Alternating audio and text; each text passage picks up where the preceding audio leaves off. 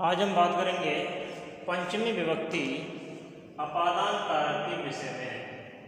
पंचमी विभक्ति अपादान कारक के विषय में। अपादान कारक का चिन्ह होता है से, अलग होने के अर्थ में, अलग होने के अर्थ में। ठीक है, तो देखो सबसे पहली बात है कि अपादान। अपादान कहेंगे कैसे? अपादान क्या होता है? तो इसका सूत्र है ध्रुवम पाए उपादानम। ध्रुवम पाए अपादानम।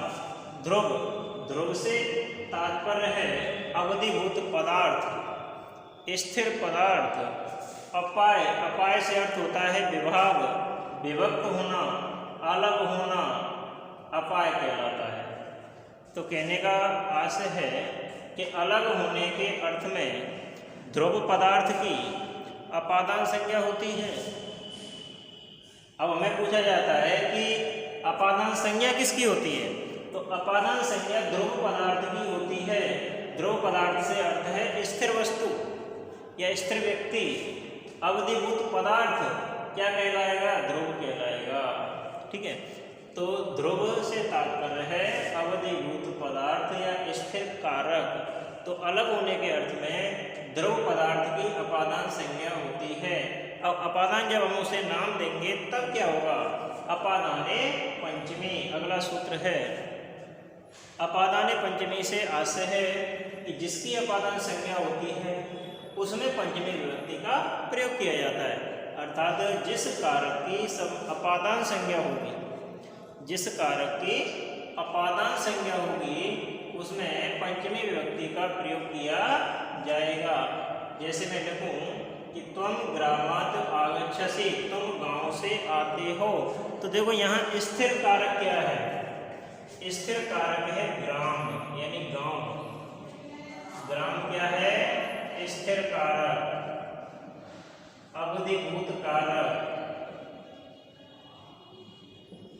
तो हमारा जो सूत्र है वो क्या कहता है? ध्रुवम पाए अपादानम, अर्थात अवधिभूत पदार्थ, स्थिर कारक। ठीक है, तो जिसकी अलग होने के अर्थ में जो ध्रुव पदार्थ होता है उसकी अपादान संज्ञा होती है।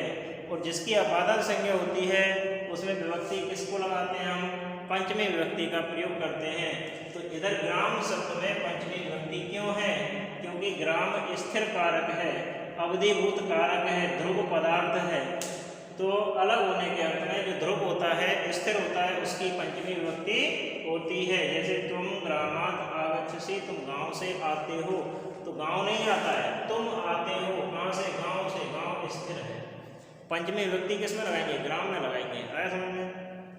आगे से भीत्रार्थनाम भय हेतु। तो देखो यहाँ दो शब्द हैं, भी और त्रा। भी और त्रा। भी से तात्पर्य होता है डरना और त्रा से तात्पर्य है, त्रा का अर्थ होता है रक्षा करना।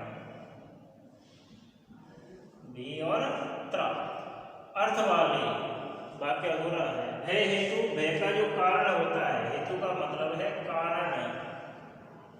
ठीक है, तो भी और त्रा दोनों धातुएं हैं। तो हम कहेंगे कि भी और त्रा अर्थात डरना और रक्षा करना अर्थ वाली धातु के योग में जो भय और त्रा यानी कि रक्षा का कारण होगा, जो भय और रक्षा का कारण होगा, हेतुवाचक शब्द होगा, उसकी अपादान संज्ञा होती है। और अपादान संज्ञा होने के कारण पंचमी विभक्ति का प्रयोग किया जाता है। तो हम लिखेंगे कि भी एवं त्रा धातु के योग में अर्थात भय एवं रक्षा के हेतुवाचक शब्द में पंचमी विभक्ति का प्रयोग किया जाता है या पंचमी विभक्ति होती है। जैसे मैं लिखूं कि बालक सिंहात बिभेति, बालक शेर से डरता है। तो यहाँ भी धातु यानी कि डरने का कारण क्या है? सिंह। कारण क्या है? सिंह। तो विभक्ति किस में लगाएंगे? कारण में। जो रक्षा और भय का हेतु होगा, कारण होगा, उसमें पंचमी विभक्ति का प्रयोग करेंगे। जैसे बालकः सिंहात् बिभेति, बालक शेर से डरता है। मरणात् भयं नास्ति, मरने से भय नहीं है। किससे भय नहीं है? मरने से नहीं है। ठीक है, तो मरणात् भयम नास्ति, मरणात् में कौन सी विभक्ति है? पंचमी विभक्ति है। क्यों है? क्योंकि भी और त्रा अर्थ वाली धातुओं के योग में पंचमी विभक्ति का प्रयोग किया जाता है। आगे है जुगुप्सा विराम प्रमादार्थानाम उपसंख्यानम, जुगुप्सा विराम प्रमाद अर्थानाम उपसंख्यानम, अर्थात जुगुप्सा, जुगुप्सा से तात्पर्य है घृणा करना, जुगुप्सा घृणा करना। विराम, विराम से तात्पर्य है रुकना, दूर हटना, अलग होना, भगाना, क्या कहलाता है? विराम कहलाता है। प्रमाद, प्रमाद से तात्पर्य है आलस्य करना, प्रमाद से तात्पर्य है आलस्य करना। अर्थानाम, अर्थवाली, ये भी धातुएं हैं, अर्थवाली धातुओं के योग में पंचमी विभक्ति का प्रयोग किया जाता है।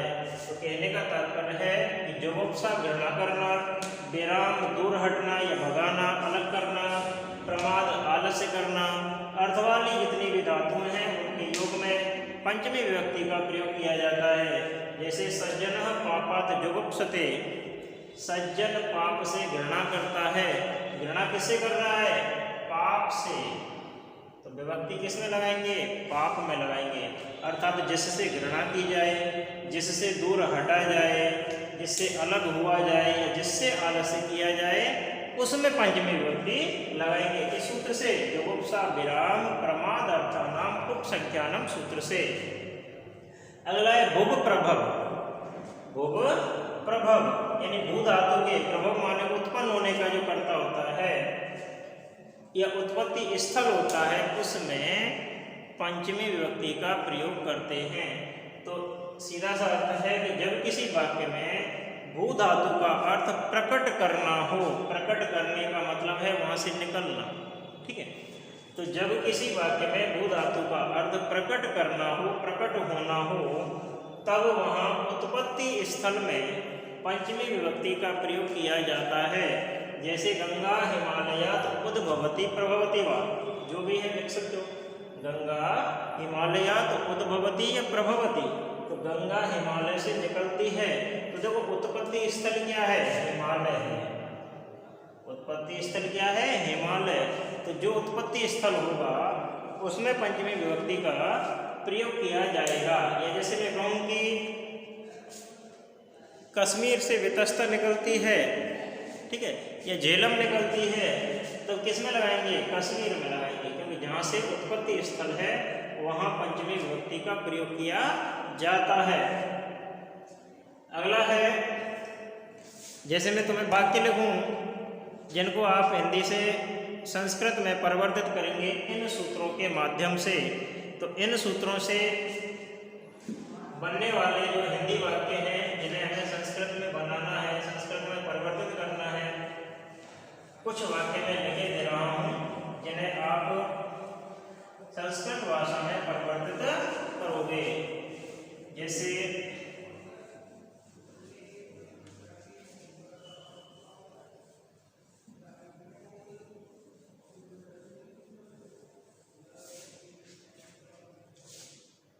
जैसे बालक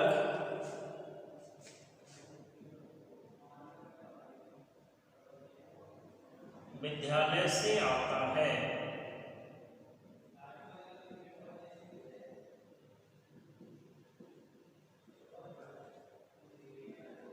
या जैसे मैं कहूँगी सोहन, सोहन दौड़ते हुए घोड़े से गिर गया।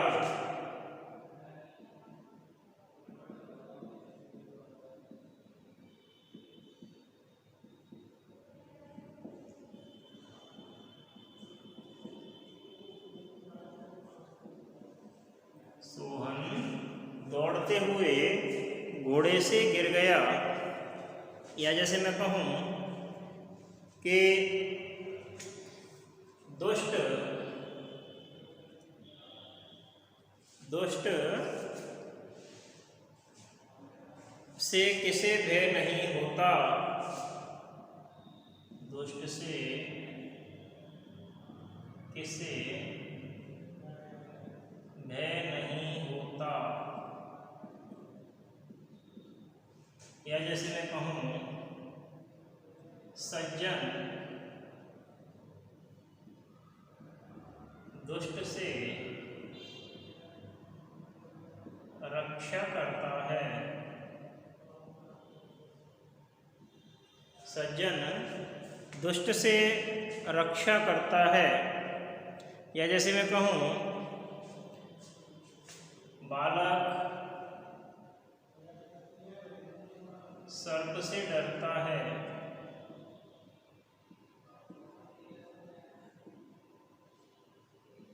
बालक सर्प से डरता है। या जैसे मैं कहूँ कि भक्त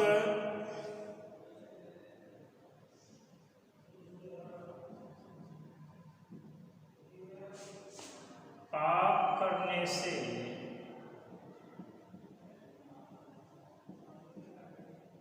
रुकता है। भक्त पाप करने से रुकता है। या जैसे मैं कहूँ कि छात्र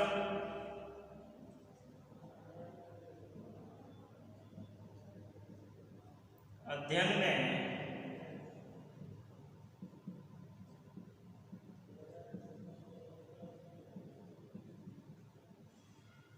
आलस्य करता है। छात्र अध्ययन में आलस्य करता है। स्वाध्याय से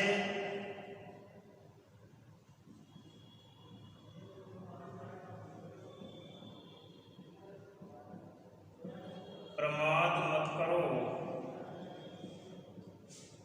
स्वाध्याय से प्रमाद मत करो। या जैसे मैं कहूँ कि वृक्ष से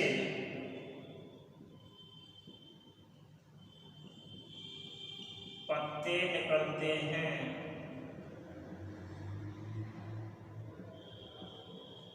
वृक्ष से पत्ते निकलते हैं। या जैसे कहा जाए कि झेलम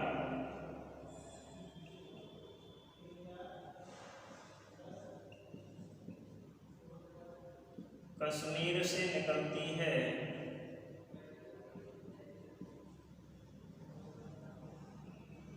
ठीक है। इन वाक्यों को हमें हिंदी भाषा से संस्कृत भाषा में परिवर्तित करना है। नियम और सूत्रों को ध्यान रखते हुए